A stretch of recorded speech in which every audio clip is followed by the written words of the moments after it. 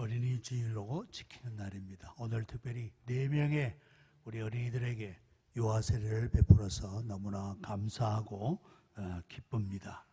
우리 예수님도 어린이들을 많이 사랑하지 않았습니까? 품에 안아주시고 안수해 주시고 복을 빌어주셨던 것을 우리는 압니다. 그런데 지금 우리나라는 어린아이가 점점 줄어가고 있는 나라입니다. 지난 어린이날을 맞이했는데 어린이날 어린이보다 노인이 더 많은 나라가 되었습니다. 이 참 심각한 문제입니다. 어린이들보다 노인이 더 많은 그런 나라가 바로 우리나라입니다. 2014년도 통계에 의하면 OECD 국가 중에 최고의 출산율은 이스라엘입니다. 이스라엘은 3.08명을 출생하는가 하면 우리 한국은 1.24명입니다. 절반도 안 되는 그런 수인 것 같습니다. 작년 통계에 의하면 일본은 신생아가 98만 명이었는데 우리는 41만 명밖에 안 됩니다. 이런 통계로 나가면 국가의 존립 자체도 위협을 받을 수 있을 것이다. 미래학자들이 그렇게 생각을 합니다. 이건 매우 심각한 문제라고 볼 수 있습니다. 아무쪼록 바라기는 19대 대통령께서는 무엇보다도 출산율을 높이는데 모든 노력을 기울여야 되겠다. 출산율을 높이는데. 그래 어떤 분은 그럽디다. 아이를 낳는 사람들에게 1억씩을 줘라. 1억씩. 1억. 이건 농담이 아니라 진짜예요.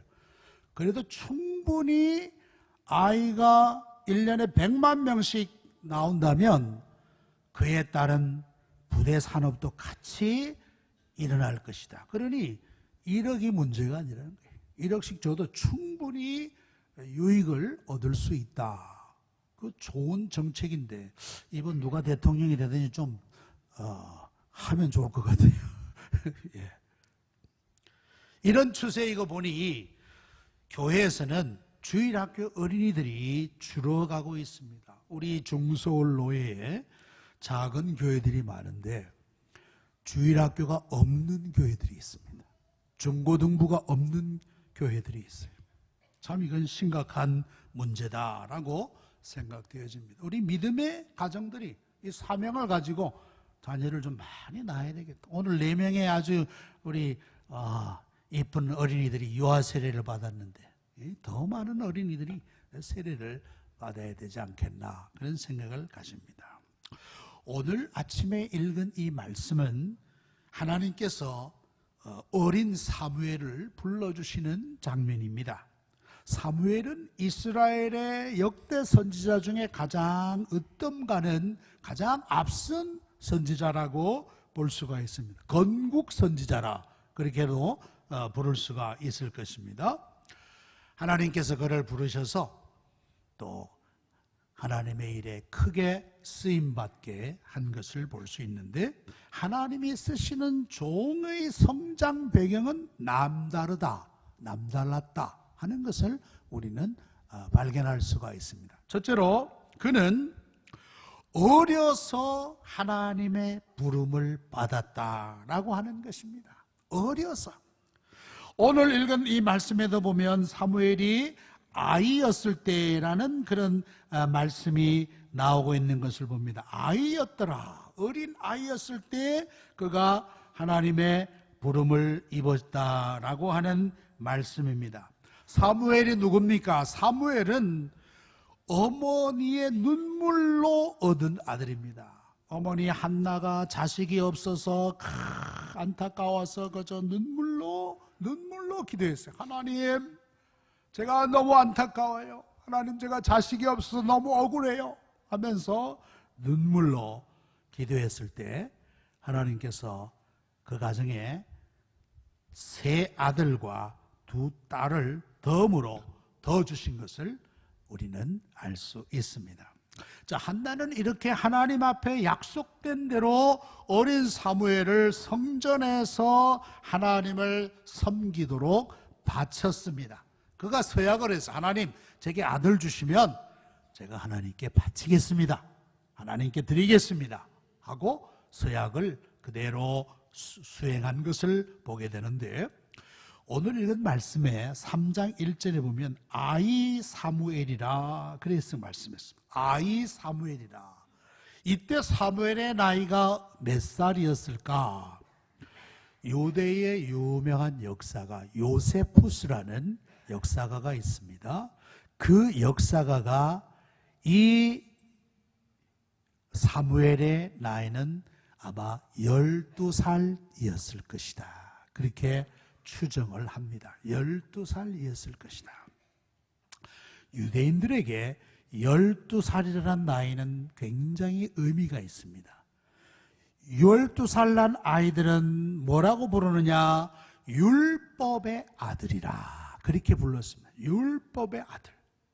이제는 하나님의 율법을 정식으로 배우고 익혀서 하나님의 사람의 기초를 이루는 때가 바로 12살이었던 것입니다. 아울러 그때가 처음 성전으로 올라가는 나이가 12살이었어요. 그래서 예수님도 누가복음 2장 42절에 보면 예수께서 12살 되었을 때에 이 절기의 관례를 따라 올라갔더라, 성전에 올라갔더라고 하신 말씀이 나옵니다. 그러니까 유대인들은 이 12살을 굉장히 의미 있는 그런 나이로 보고 있는, 이제 하나님 앞에 드려지는 율법의 자녀가 되게 하는 중요한 시점이 바로 그 나이였다는 말씀입니다. 영국의 톰 리즈라는 학자에 의하면 영국의 그리스도인들은 75%가 14살 되기 이전에 그리스도를 믿어 영접하였더라 그랬습니다. 75%. 그럼 20%는 언제냐? 14세에서 21세에 믿음을 갖게 되었다.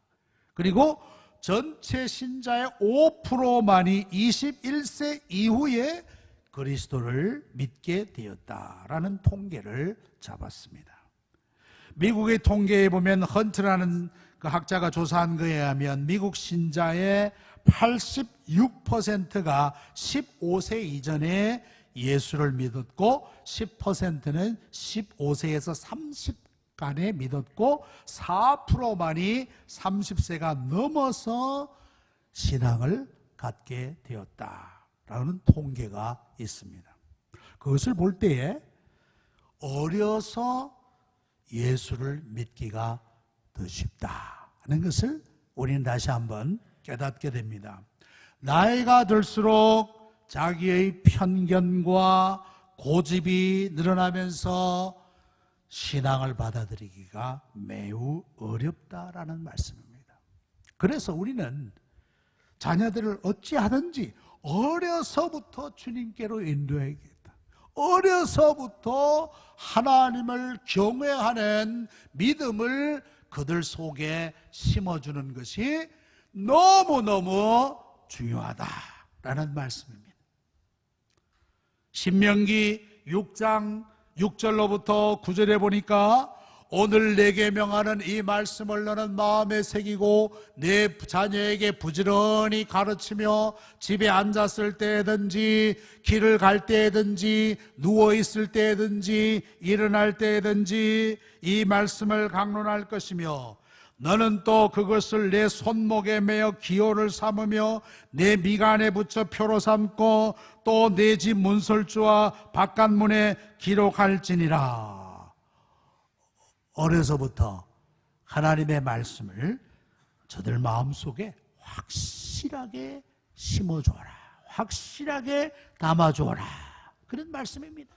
어려서부터 믿음과 하나님을 경외하는 삶을 저들 속에 꼭 심어줘라. 유대인들이 이것을 지키고 있는, 이것을 미국의 16대 대통령 아브라함 링컨이 있습니다. 그는 그 군 부대를 시찰하면서 육군 대령을 만났습니다. 육군 대령이 자기 방에 찾아온 링컨에게 아주 고급 위스키, 술을 한 잔 따라서 대통령 각하 이 술을 한 잔 드시지요. 저는 술을 안 합니다. 정중하게 거절했어요. 그랬더니 이번에는 술을 안 드시다니까 그러면 담배라도 하나 피시죠 하면서 좋은 담배를 꺼내서 링컨에게 권했습니다. 그랬더니 저는 담배도 하지 않습니다. 그러면서 링컨이 이런 말을 했다 그럽니다. 9살 때 저의 어머니가 나를 침대 곁에 앉혀놓고 말씀하셨습니다. 아들아, 엄마가 죽기 전에 한 가지 약속을 해다오. 평생 술과 담배를 입에 대지 않겠다고 약속해 줄 수 있겠니? 그 엄마는 임종의 자리에서 그 아들에게 그런 부탁을 했어요. 그날 나는 어머니께 약속했고 지금까지 그 약속을 지키고 있습니다. 그래서 죄송하지만 저는 거절한 것입니다. 그렇게 대답을 했어요. 잠언 22장 6절에 보면 마땅히 행할 길을 아이에게 가르치라. 그리하면 늙어도 그것을 떠나지 아니하리라. 이렇게 말씀합니다. 마땅히 그가 걸어야 갈 인생의 길을 아이들에게 가르쳐 주어라 라는 말씀입니다. 링컨의 어머니는 이 말씀을 굳게 믿고 있었던 것이 분명합니다. 그래 어린 그 링컨에게 그러한 약속을 하게끔 했던 것입니다. 우리 사랑하는 부모님들이요, 또 사랑하는 조부모님들이요, 우리 어린 자녀들과 손자들에게 어려서 확실하게 주님을 영접하고 하나님을 경외하도록 하십시다. 어려서 크면 안 돼요. 크면 안 돼. 어려서 신앙의 습관을 어려서부터 만들도록 도와줘야 된다는 거예요. 첫째로는 주일을 잘 지키도록 가르쳐줘야 될 거예요. 주일은 노는 날이 아니란다. 주일은 내 날이 아니란다. 주일은 온전히 하나님을 예배하며 하나님을 섬기는 날이란다. 주일은 무슨 일이 있어도 너 교회 가서 예배해야 된다. 어려서부터 강하게 심어줘야 돼. 또 네가 구원받을 수 있는 길은 예수 그리스도밖에 없단다. 예수님의 십자가 외에는 다른 공로로 구원 얻을 수가 없어. 너 그래서 예수를 잘 믿어야 돼. 예수님의 공로로 우리가 하나님의 자녀가 되고 영생을 얻는 복을 받는 거야. 가르쳐야 돼. 그리고 너 사람의 제일 되는 목적이 뭔지 아니? 사람의 제일 되는 목적은 하나님을 영화롭게 하며 그를 영원토록 즐거워하는 것이란다. 여러분들 그 사실을 아이들의 귀에 자꾸 들려. 아이고 우리 엄마는 그 한 소리 또 한다 하더라도 그때 또 한 번 더 하십시오. 한 번 더 하셔야 돼요. 사람의 제일 되는 목적은 하나님을 영화롭게 하고 그를 영원토록 즐거워하는 것이란다. 아주 아이의 뇌리에 그 말씀이 꽉 박히도록 자꾸 심어줘야 돼. 너 기도해야 된단다. 우리의 어려운 문제들이 있을 때 기도는 하나님의 하늘의 문을 여는 열쇠란다. 너 힘들고 어려울 때마다 기도해야 돼. 기도해야 돼. 기도의 중요성을 가르칩니다. 어려서부터 마음의 밭에 확실하게 하나님의 말씀을 뿌려놓으면 그 말씀이 그 아이의 일생을 좌우한다는 말씀이에요. 중간에 잘못돼서 유혹받아 그릇된 길로 가다가도 그가 하나님께로 돌아올 수 있는 계기가 되는 것입니다. 하나님의 말씀이 그 속에서 살아 움직일 때 그는 하나님께로 돌아올 수 있는 것입니다. 사무엘은 어려서 하나님의 부름을 받았습니다. 우리 자녀들 어려서부터 주님께로 하나님께로 자꾸 그들을 불러내어야 될 줄로 믿습니다. 두 번째, 그의 부름받은 환경을 봅시다. 그 환경은 영적으로 매우 어두운 때였다라는 말씀입니다. 그는 성막에서 자라났습니다. 성경에 보니까 하나님의 궤 있는 여호와의 전 안에 누웠더라. 여호와의 전에 그 작은 공간에 아마 이제 사무엘이 있었던 것으로 생각됩니다. 지금 엘리는 어떠느냐? 엘리는 나이가 많습니다. 눈이 점점 어두워서 잘 보지 못하던 때라 그랬습니다. 그러니까 연로해서 움직이기도 힘들었겠죠. 그러면 사무엘을 불러, 사무엘아, 사무엘아, 너 물 한 잔 가져오라 하면 사무엘이 가서 물도 떠다 드리고 음식도 갖다 드리고 막 그런 잔심부름을 하면서 성전에서 자랐을 것이다 라고 볼 수 있습니다. 그런데 그 시기는 영적으로 역사적으로 매우 어두운 시기였다는 말씀이에요. 어두운 시기였다. 그것을 어떻게 볼 수 있습니까? 3장 1절에 보면 그런 말씀이 나옵니다. 여호와의 말씀이 희귀하여 이상이 흔히 보이지 않았더라 그랬습니다. 하나님의 말씀이 희귀하였더라. 이스라엘 백성들은 하나님의 말씀을 먹고 사는 사람들이라고 볼 수가 있습니다. 하나님께서 어떤 모양으로든지 꿈으로라든지 직접 하나님의 종이라든지 그런 사람들을 통해서 하나님의 말씀을 들을 때 소망을 갖고 위로를 얻고 또 책망을 받고 하면서 저들의 삶을 고쳐나가는 백성들이 이스라엘 백성들이었는데 그 시대에는 하나님의 말씀이 희귀하여 이상이 환상이 보이지 않는 그런 어두운 시대였다. 영적으로 무질서했어요. 특별히 엘리의 가정이 그러했다. 엘리의 가정. 엘리가 누굽니까? 제사장입니다. 제사장의 가정, 지도자의 가정이 영적으로 무질서하고 자녀들이 하나님의 말씀으로 자라지 못하고 그래서 그 가정이 먼저 하나님의 심판의 제1호 하나님의 심판 대상의 제1호 가정이 엘리 가정이었어요. 그래서 하나님께서는 이 사무엘을 통해서 엘리의 집의 몰락을 이미 예언해 주시기 위하여 그를 부르고 계시다라는 말씀. 영적인 어두운 시대에 하나님께서는 그 순수한 어린아이, 그 깨끗한 어린아이 하나를 불러서 그를 통하여 하나님의 뜻과 하나님의 계획과 하나님의 비전을 보여주셨다라는 말씀입니다. 그게 하나님이 하시는 일 같아요. 하나님이 하시는 일. 역사의 어두운 시기에 하나님이 순수하고 깨끗한 영혼들을 부르셔서 그들을 통하여 하나님의 역사를 이루어 가신다. 여러분들 마틴 루터가 그러지 않습니까? 지금부터 500년 전에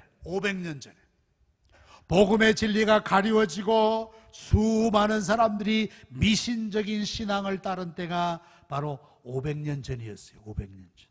그때는 면죄부라는 것이 있어요. 면죄부.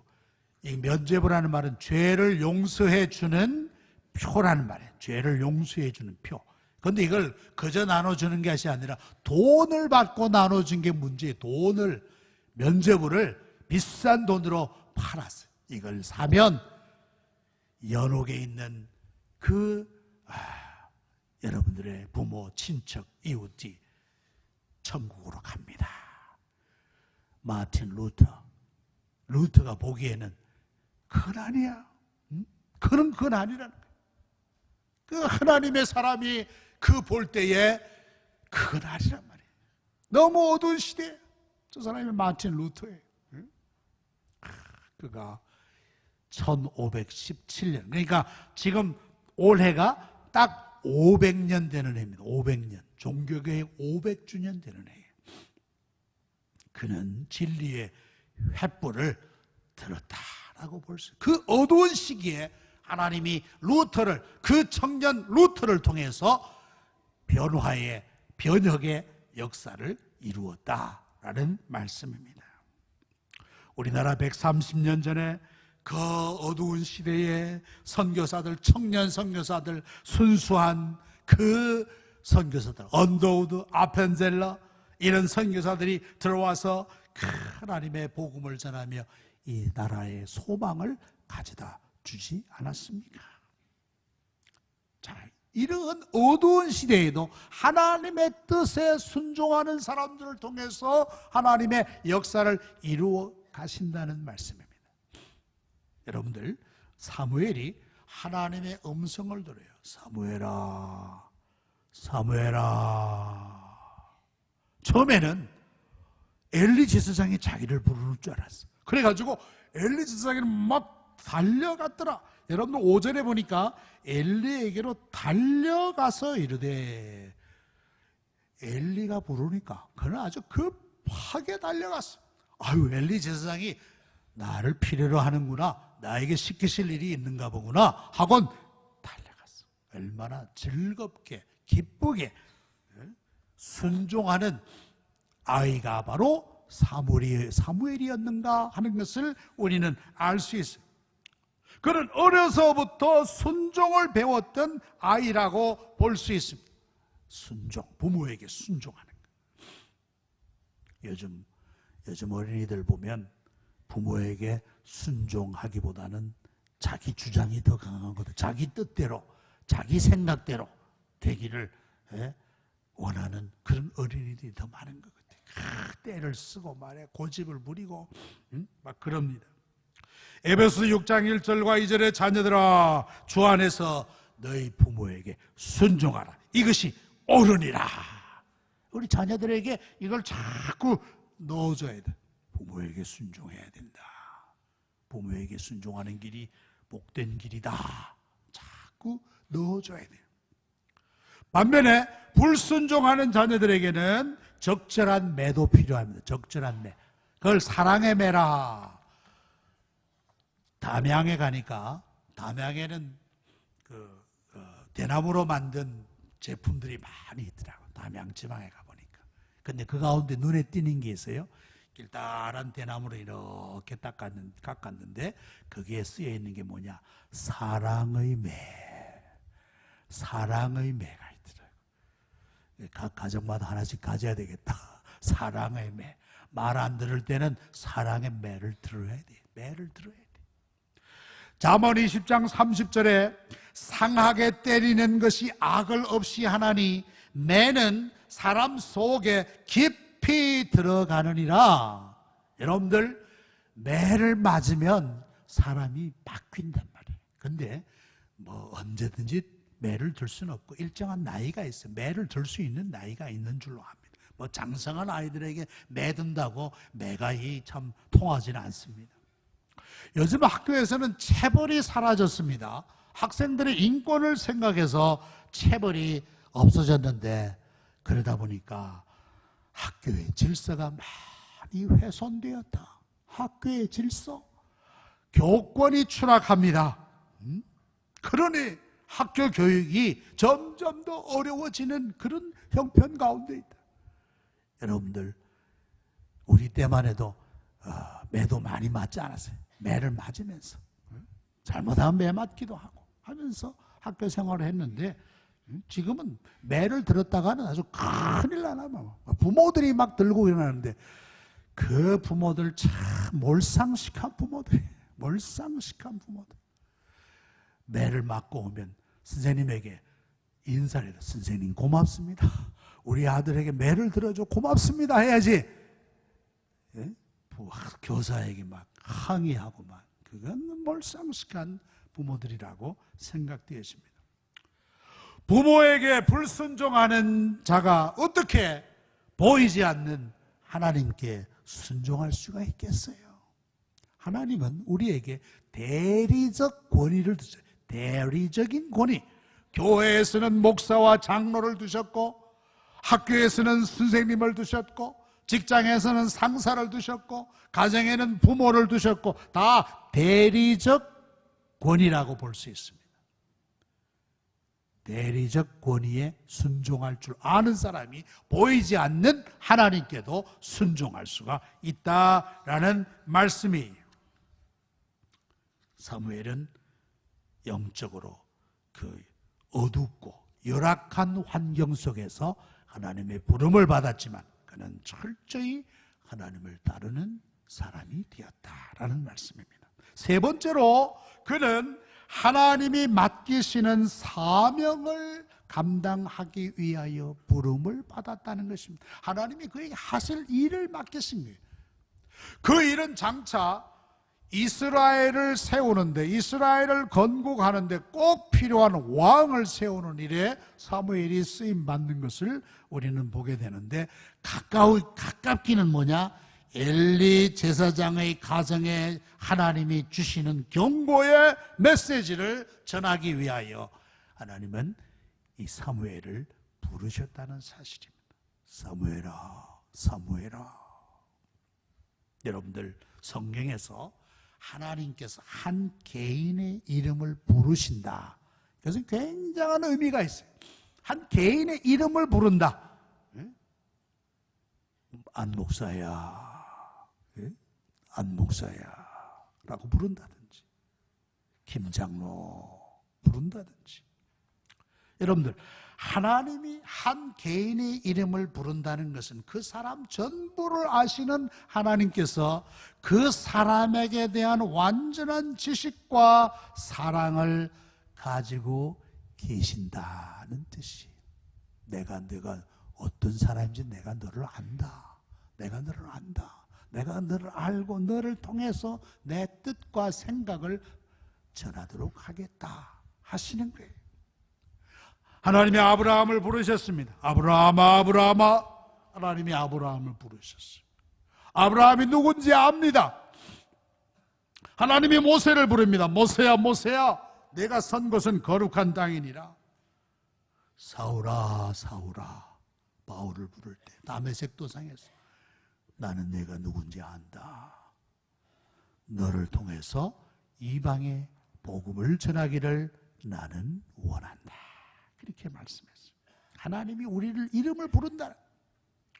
하나님은 이 시대에도 저와 여러분들을 부르십니다. 꼭 하나님의 음성이 물리적으로 들리는 음성이 아니라도 여러 환경을 통해서 우리를 부르시는 거예요.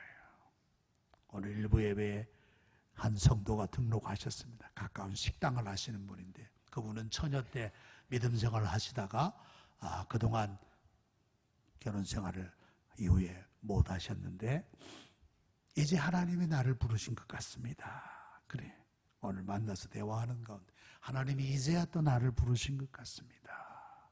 여러 주변의 사람들을 통해서 하나님이 우리를 부르신다는 사실이, 그 부름에 예, 제가 여기 있습니다. 예, 제가 하나님께 나아가겠습니다. 제가 하나님께 순복하겠습니다 하는 인생은 복이 있는 인생인 것입니다. 복이 있는 인생이에요. 여러분들, 우리나라에 1945년도 해방되던 해입니다. 평양에서 무슨 일이 있었냐면은 평양에 있는 목사님들이 두 패로 나누어졌어요. 한 패는 뭐냐? 신사참배에 반대하다가 투옥된 옥중성도파가 있었어요. 옥중성도파. 또 한 파는 뭐냐? 신사참배를 하면서 이 사람들의 구원은 그래도 우리는 교회를 지켰다는 거예요. 교회 수호파. 옥중성도파와 교회 수호파가 아주 긴장하고 갈등했어요. 해방을 맞이하면서 그런 어려움이 또 있었어요. 옥중성도파들은 참 믿음을 지키지 못한 저 사람들이라. 교회 수급파는 그래도 우리는 교회를 지켰다. 그 환난 가운데서도 교회를 지켰다. 그런데 교회 수호파 가운데 김화식이라는 목사님이 있었어요. 그 해방되던 해에 평양 장대제 교회에서 서북지방 목사 수양회가 모였는데 그 장대제 교회 목사님, 그 목사님이 주광사가 되었어요. 근데 이분은 신사참배를 하신 분이에요. 신사참배를 아주 합리화했던 분이에요. 신사참배할 수 있다는 의견을 가지셨던 분이에요. 그런데 하루는 밤중에 말이죠, 기도하며 성경을 읽고 있는데 누군가 자기를 부르더래. 화식아, 김화식, 김아씨, 누가 나를 부르나? 하고 대문 열고 나가보니까 아무도 없어. 근데 또 부르는 거야. 김아씨, 김아씨, 누가 나를 부르지? 하고 골목을 나가서 큰 길로 나가봐서 아무도 없어. 그 밤중에 아무도 없어. 자기 혼자밖에 없는 거야. 분명히 자기를 부른 음성이 기억난 거예요. 그때 그는 바로 하나님의 부름을 받은 어린 사무엘이 생각이 났어요. 하나님이 나를 부르셨구나. 하나님이 나를 부르셨구나. 그러면서 그는 자기가 주장했던 것, 신사참배를 합리화하면서 신사참배를 했던 그 모든 것들을 깊이 깨닫고 그 죄를 깊이 깨닫고 회개했어요. 하나님이 나를 회개케 하기 위해서 나를 이렇게 부르셨구나. 그는 깊이 회개하고 철저히 회개하고 그 목사 수영회를 인도하여서 큰 은혜를 끼쳤다라는 그런 기록이 있어요. 해방 후에 극도로 혼란한 교회에 신사참배의 죄악을 분명하게 보여주시기 위한 해서 하나님이 그런 체험을 주셨던 것이다 라고 생각할 수가 있을 것입니다. 우리 자녀들이 어려서부터 하나님의 음성을 듣도록 많은 기회를 자녀들에게 주시기 바랍니다. 어려서부터 사무엘이 하나님의 음성을 들었듯이 우리 자녀들도 하나님의 음성을 듣도록 자꾸 기회를 만들어줘야 돼. 하나님의 음성을 어떻게 듣습니까? 말씀을 통해서, 설교를 통해서 하나님의 음성을 듣도록 그런 기회를 자꾸 만들기 위하여 그들을 교육, 주일학교로 자꾸 인도해야 되는 거예요. 시편 85편 8절에 보니까 내가 하나님 여호와께서 하실 말씀을 들으리니 무릇 그 백성 그의 성도들에게 화평을 말씀하실 것이라. 그들은 다시 어리석은 대로 돌아갈지 말지로다. 하나님의 음성을 자꾸 들어야 돼. 자꾸 들어도 다 잊어버려요. 그래도 들어야 돼. 그래도 자꾸 들으면 콩나물이 물을 주면 물이 쭉 빠져나가도 조금씩 자라듯이 우리가 하나님 말씀 자꾸 들으면 우리 마음속에 하나님을 경외하는 믿음이 자라게 된다라는 말씀입니다. 우리 어린 자녀들에게 그것이 제일 좋은 경험이다, 제일 좋은 축복이다 라고 볼 수가 있습니다. 말씀을 맺겠습니다. 출산율이 점점 떨어져가고 인구 절벽을 맞이하게 될 우리나라를 생각할 때 참 염려스러운 점이 많습니다. 그러나 우리의 성도들의 가정에 자라는 우리 자녀 손들이 사무엘처럼 자란다면 이 나라에 큰 꿈과 소망을 줄 수가 있을 것입니다. 여러분들 이 일을 위해서 꼭 한 가지 해주실 일이 있습니다. 다음 주는 우리 교회학교 초청주일입니다. 교회학교. 그동안 교회에 나오지 못했던 자녀들, 손자, 손녀들, 또 이웃의 어린이들, 청소년들 있으면 꼭 그들을 데리고 다음 주일날 주일학교에 꼭 참여시켜 주시기 꼭 부탁드립니다. 그래야 그것이 저들로 하여금 하나님의 말씀에 설 수 있는 기회를 주는 거예요. 기회를 줘야죠.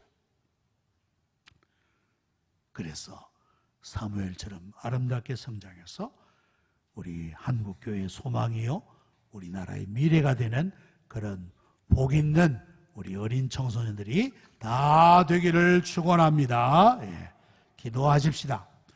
아버지 하나님, 오늘 어린이 주일입니다. 우리 어린이들이 여러 가지 열악한 환경 가운데, 여러 가지 많은 무거운 짐 가운데 저들이 자라고 있습니다. 하나님, 그러나 이런 환경 가운데서도 하나님의 음성을 들으며 하나님의 말씀 가운데서 자라남으로 말미암아 소망과 믿음을 가지고 하나님을 경외할 줄 아는 하나님의 사람으로 자라서 우리 나라와 교회와 이 사회의 꿈과 소망이 되게 하여 주시옵소서.